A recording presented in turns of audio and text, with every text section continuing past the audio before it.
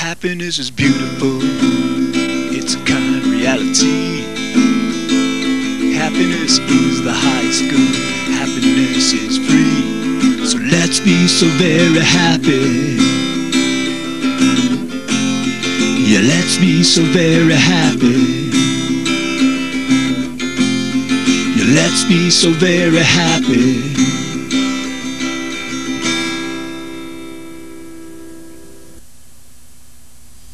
Welcome to the Happiness Show. This is George Ortega.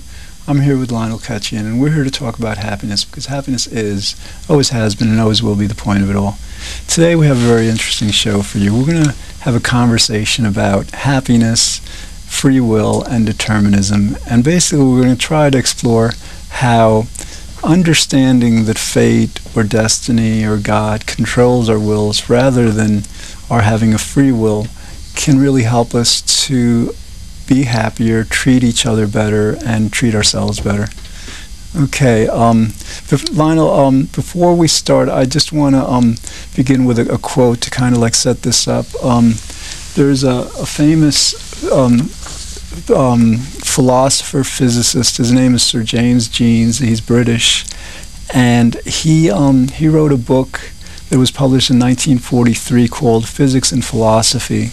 And the book is still in print right now. It's Dover publishes it, and I just want to read a quote that he gives on it, and also that I want to read a couple of other quotes by two individuals. Okay, on page 205, he says that practically all modern philosophers of the first rank, Descartes, Spinoza, Leibniz, Locke, Hume, Kant, Hegel, Mill, Alexander, as well as many others, have been determinists in the sense of admitting the cogency of the arguments for determinism. Often they conceded that our apparent freedom is an illusion. Okay, and then there's another quote by Einstein, who was also determinist, and he said, everything is determined, the beginning as well as the end, by forces over which we have no control. It is determined for the insect as well as the star. Human beings, vegetables, or cosmic dust, we all dance to a mysterious tune, intoned in the distance by an invisible piper. Okay, and then this last quote is by a modern physicist, Stephen Hawking, and the relevance of his quote will be important later in the show when we kind of explore how sometimes, like when quantum physics came into being in the early 20th century, people thought that negated determinism or free or causality. But again, Stephen Hawking is probably the foremost physicist today. And here's a quote by him. The initial configuration of the universe may have been chosen by God, or it may itself have been determined by the laws of science. In either case, it would seem that everything in the universe would then be determined by evolution according to the laws of science. So it is difficult to see how we can be masters of our fate. All right, so now, again, so first we're going to explore the question of free will and determinism, because many of us have just never learned about this in school. Many of us have never considered it. And then we're going to try to understand how coming to the understanding that everything really is determined, that free will really is an illusion, can help us to enjoy lives and can help us to treat each other better. Okay, so Lionel, let's see. I guess let's start by when I say that that really the free will is an illusion, that basically what we think right now, what I'm saying, what you'll say, what anyone ever says or thinks is really as a result of forces that are not in our control, and that means we don't have free will, that we can't really author our thoughts. How does that sound to you?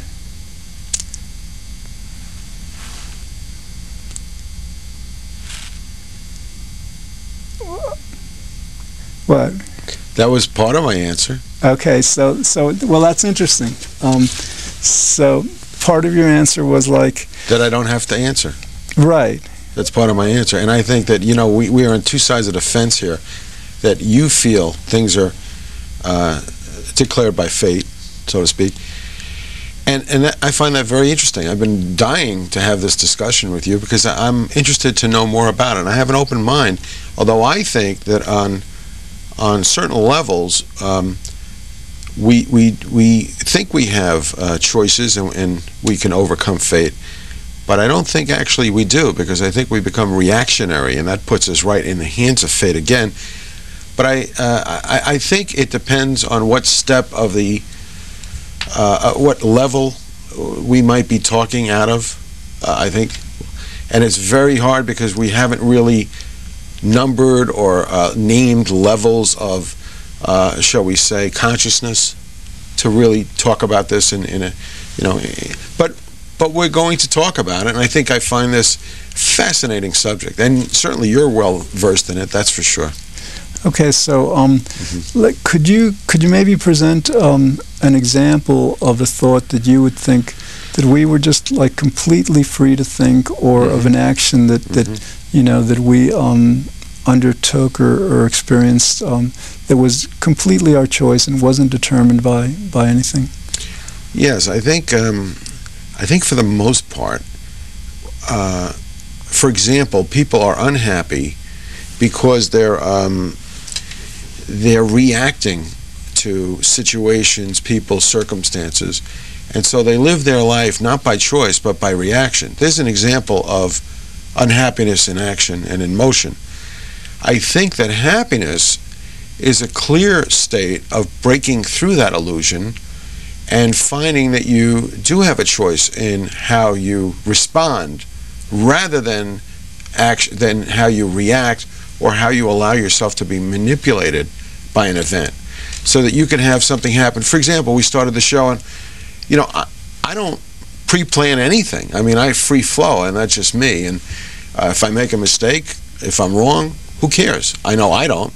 So I think the point is that when I was asked a question and I didn't respond, that's a response, and it was a free will response, because ordinarily, if the phone rings, you answer it. Well, why do you answer it? Because you choose to answer it, or you react and you answer it. I think the effect is the same, that the phone is answered. The effect is the same, I answer you. All right, Lionel, let's get to the example that you mentioned before about, let's say, that human beings are reactionary, so that one person reacts to life and the other person chooses to feel happy. Right. Now, what do you think is responsible for each of those people making that? Because in a sense, both are choices, right? One person chooses to react, the other person chooses to react with happiness. Right. I would say both are choices, but the awareness is different. One is choosing out of awareness, while the other is reacting out of unawareness. All right, so in a sense that the person who has the awareness of happiness has an awareness that the other person doesn't have. I would suggest that. Okay, now how did that person acquire that awareness? Maybe by being unhappy himself for a certain period of time, and then realizing that there must be a different way to live. Right, because the idea is that, like, in that example, they must have had different experiences in their past. The person who chose happiness had some kind of experience, whether it was great unhappiness or something, that made him realize that happiness was the answer. Whereas for some reason the other person didn't, and that's the key point, that those experiences that mold our thinking, mold our beliefs and our awareness, they follow a chain back into the past, and ultimately they're not in our control. The person who had that awareness of happiness is fortunate. Fate is often defined as being fortune, being lucky. And so really his decision, his choice of being happy was really a matter of that he was fated. He was fortunate enough to have that awareness of the importance and the ability to be happy. Well, I think the distinction here is that could be true, but I would suggest that it goes to an even deeper level, or maybe even higher level, that somewhere we're manipulated by thought. You know, we all have thoughts, and thoughts run us and control us. So in that sense, we don't have free will because we're about as free as we think we are. And most of us are not thinking very freely, so we're not very free. I think that when you go beyond your thought, and that's pretty controversial thought right there, go beyond our thought. Now, how many people are doing that? Very few. Now we're talking about liberation.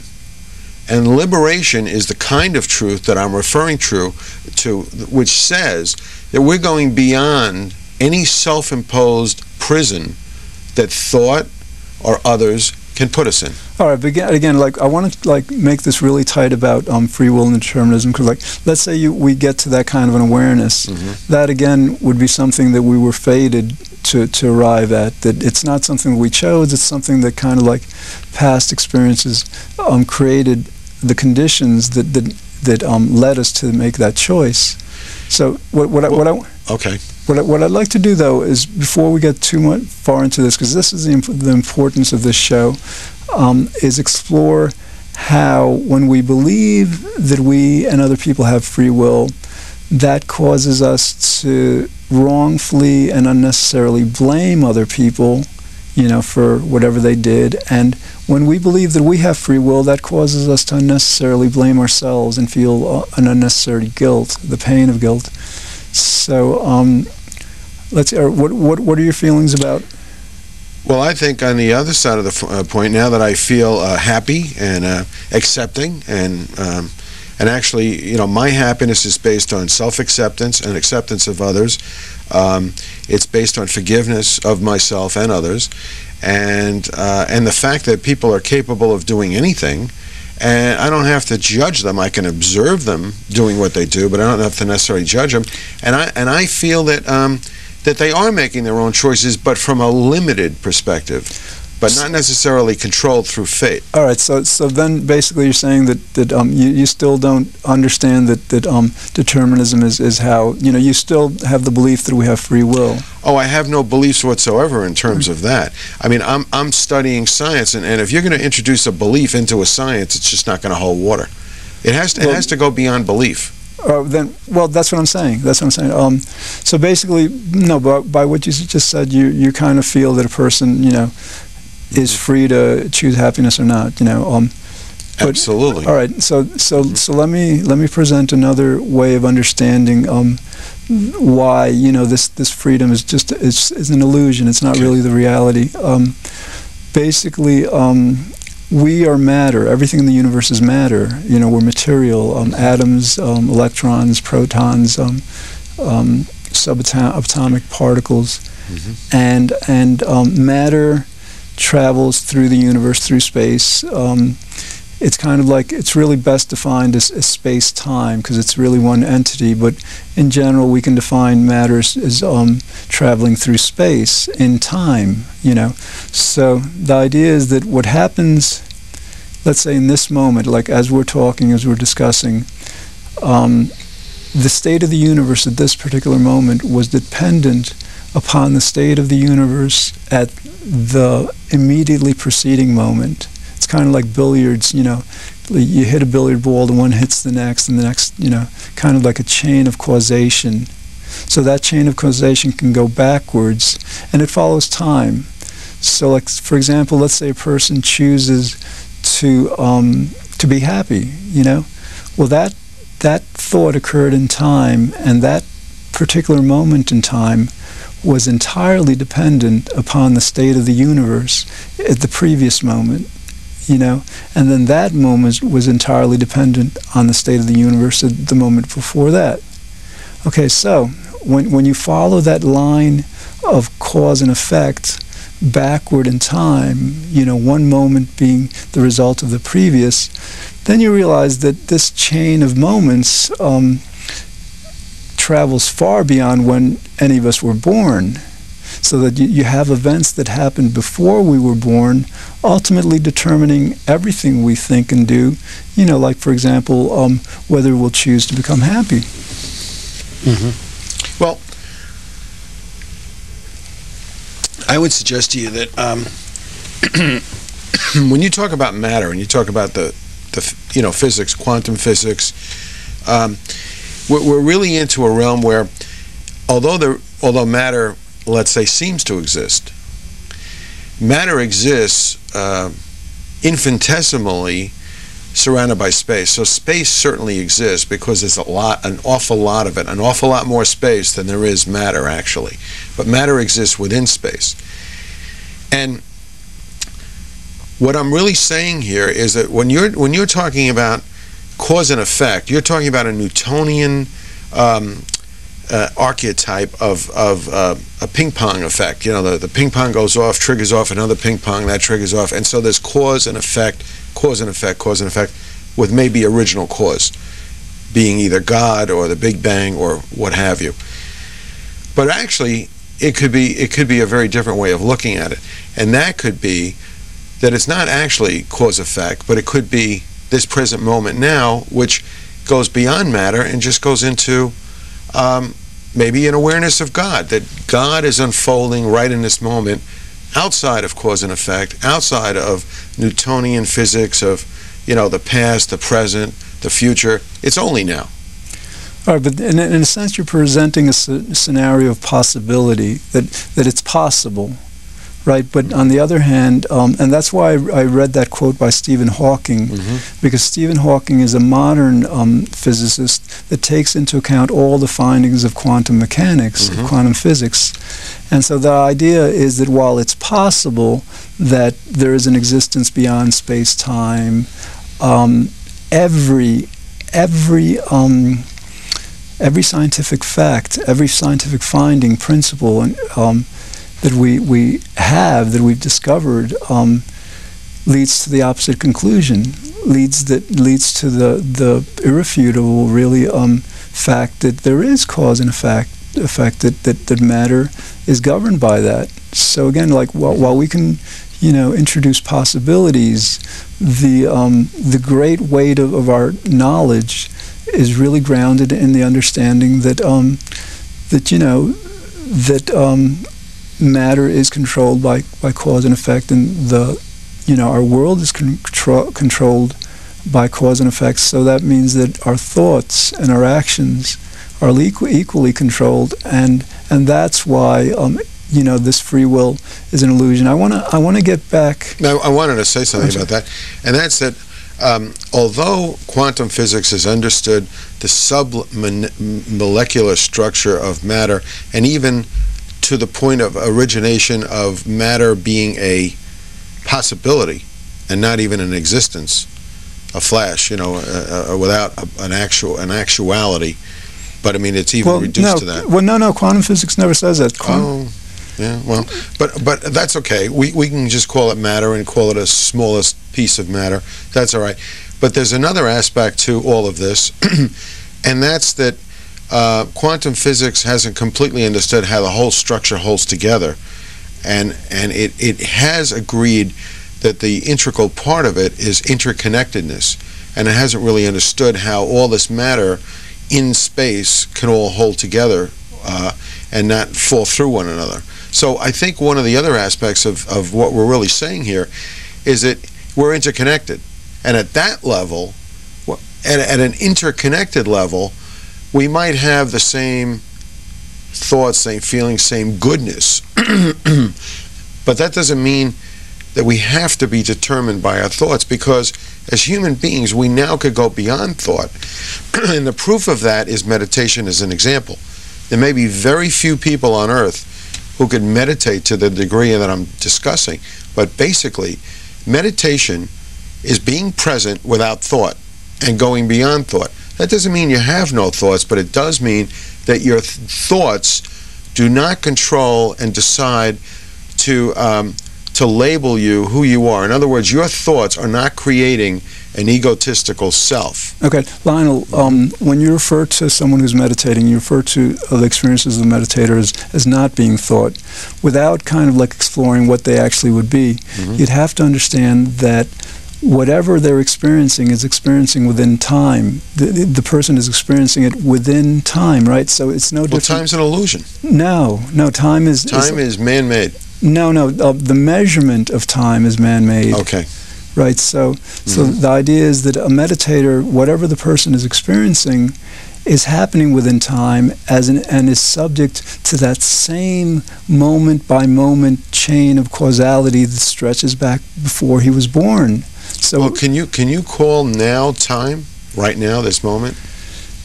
Well, yeah, time is fleeting in the sense that if I call it time right now, it'll advance to the future, and the future becomes the past. Yeah, but then it's not now, though. Well, yeah, but there's always a now. Like right now is now. Right now is now. It's always, and exactly. the future. But it's outside of time. Well, no, it's part of the, like, time has a continuum from the past to the present to the future. But now it has nothing to do with the past or the future. Right, because it's now. Right. Exactly. So it's outside of time. No, it's like, in order to go from the past to the future, you have to travel through the present. Well, who says there is a past or a future? Well, I mean, we have to just basically rely on our scientific understanding and how we define things. Well, we've relied on scientific understanding before, and we've been led down the wrong paths. This show is like about our best scientific understanding. There's certainly things we don't understand about, our world. But according to our best understanding, and this is why Einstein and Hawking and many great physicists, philosophers have dealt with this question and answered it. According to our best understanding, really our fates, our wills are controlled by events outside of our control, or they're basically controlled by past events. And so what I'd like to do, though, is explore why this is so important. Like, for example, again, when someone does something we consider wrong, okay, there's a tendency, if we have the free will, or if we believe in it, to say, well, that person's bad, that person's responsible, they should be punished, etc., right? And we kind of like maybe might be tempted to develop a hostile or an adversarial attitude toward that person. Whereas if we understand that the person was compelled by forces completely outside of himself or herself to do what they did, we might still have to act in a certain way, like avoiding the person, or like, if it's in the sense of a law, we might have to, like, take certain actions. But when we have the realization that the person was compelled to do that wrong, then we're acting out of compassion also. We're seeing that person was also a victim. So that's one benefit. Well, can I ask you a question? Can we act out of compassion without feeling that things are self-determined? We can, but if you look at this world, we're not very good at it. The religionists, the people, because religion has really promoted this idea of free will more so than any other institution.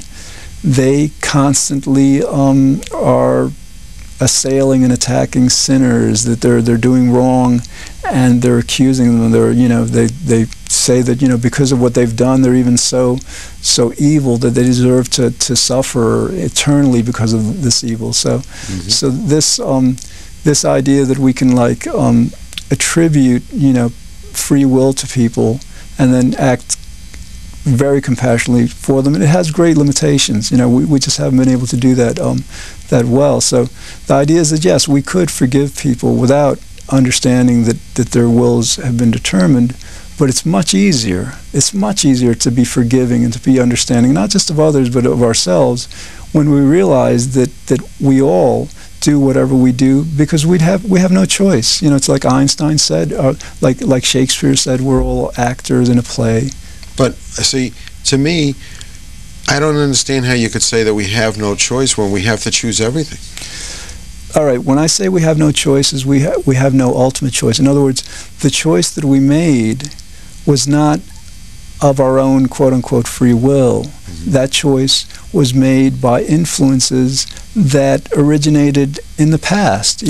Well, here's how I would agree with you on determinism, and probably the closest I would get, and I would make this statement, that ultimately, your choice to be loving, compassionate, happy, and peaceful is outside the realm of your choice. It will be in your ultimate fate. That would be so that the human race will evolve there, and it'll be outside. It'll happen whether they're kicking or screaming or laughing and creating joy. They'll still get there. And that, in that sense, it'll be outside of their choice, because they could still choose suffering, and still it'll bring them back there, ultimately. That's about the closest I can get to agreeing that, that let's say if that's God's ultimate plan, then that's what will happen. Right, exactly, and it's not, it's not just about choosing happiness, it's about anything we choose. It's like if we prefer vanilla ice cream to chocolate, it's because, like, there's a debate in science whether our behavior is controlled by nature, which is like by our genetics, or by nurture, like which is like our environment or conditioning. And when you consider it, whether it's nature or nurture, neither of those possibilities holds any open, any possibility for free will. I mean, it's either our genes or environment or combination, so that totally excludes the possibility of our having a free will. Okay, the other area I think this is very important is that a lot of times we'll, understanding that things are determined by fate, and we don't, the free will is an illusion, is to understand that basically when we do good, sometimes if we've done something really well, we might become arrogant. We might say, hey, how great we are. Or if others do great, we might want to envy them. So one good thing about this is, like, whether we do good or not, it's fate. It's really not up to us. So there's no reason for arrogance or for envy. Well, then why bother, doing anything if it doesn't matter? It's not that it doesn't matter. It's that whatever we do, it's because we were determined to do it. We were predetermined to do it.